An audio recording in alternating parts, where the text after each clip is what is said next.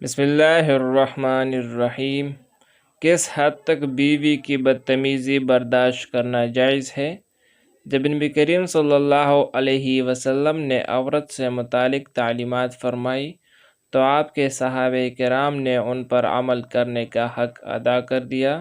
چنانچہ حضرت عمر رضی اللہ عنہ اپنی طبیعت کی وجہ تو سخت مزاج تھے، مگر اہل خانہ کے ساتھ بہت پیار محبت سے رہتے تھے۔ ایک دن ایک شخص اپنی بیوی کی وجہ سے بہت دکھی تھا، چاہتا تھا کہ مجھے اجازت ملے اور بیوی کو 2-4 جوتے لگا دوں۔ چنانچہ وہ شخص حضرت عمر رضی اللہ عنہ کے پاس اپنی بیوی کی بد اخلاقی کی شکایت لے کر آیا۔ حضرت عمر رضی اللہ عنہ نے اس کی بات سنی اور فرمایا، دیکھو یہ میری بیوی ہے، یہ میرے لیے کھانا پکانے والی خانسا ماں کی مانند ہے، میرے لیے روٹی بناتی ہے، میرے کپڑے دھونے والی دوبن ہے، میرے بچوں کو دودھ پلانے والی آیا ہے اور میرے دل کو سکون دیتی ہے۔